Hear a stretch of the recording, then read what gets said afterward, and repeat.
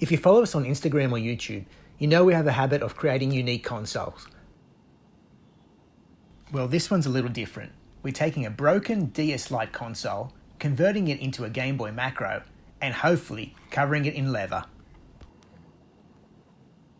As with any Game Boy Macro conversion, the first part of the journey is to remove the internals of the DS Lite and retain the faceplate of the bottom shell.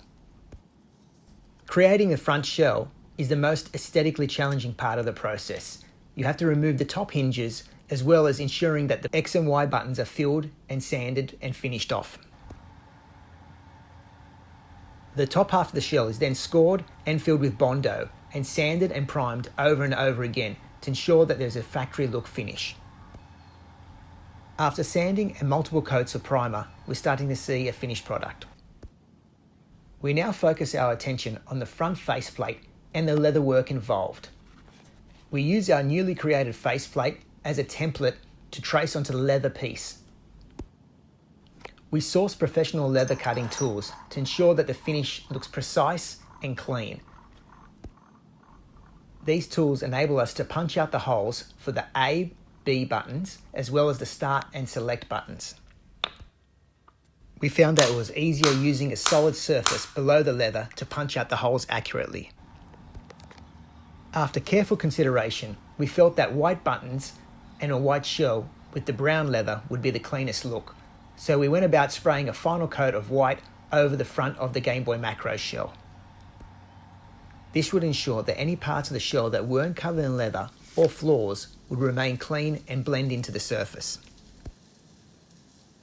This would ensure that any parts of the shell that weren't covered in leather or flaws would remain clean and blend into the surface.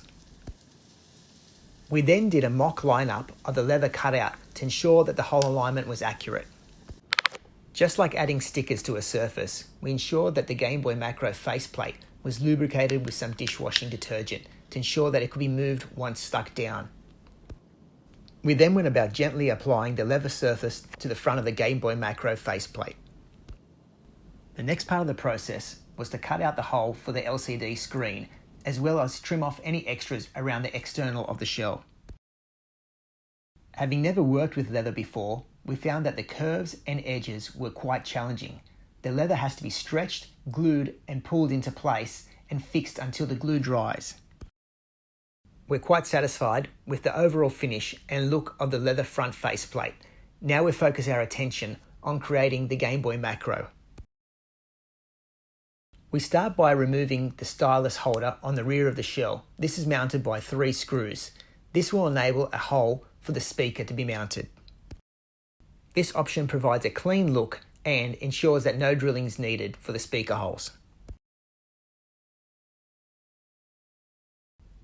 As we're using a DS Lite, the top half of the screen must be disabled. So we use a 220 ohm resistor and solder it into place on the PCB.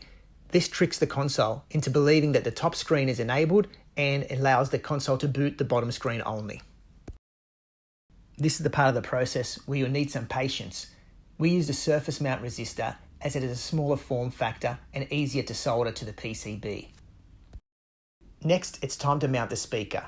Solder points at SP0 and SP1.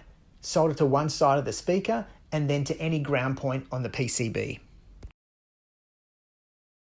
Next, it's time to mount the buttons and the rubbers.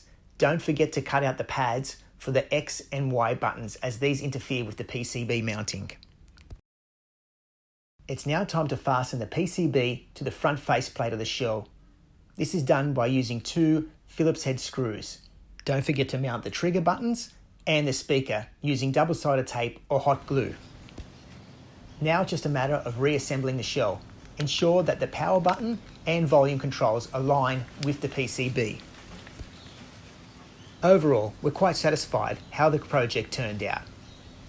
Using leather enabled a different finish to the shell and created a unique look.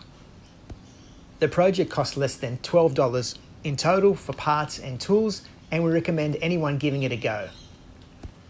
If you enjoyed this video, don't forget to like and subscribe to our YouTube channel. Stay tuned for some more crazy creations.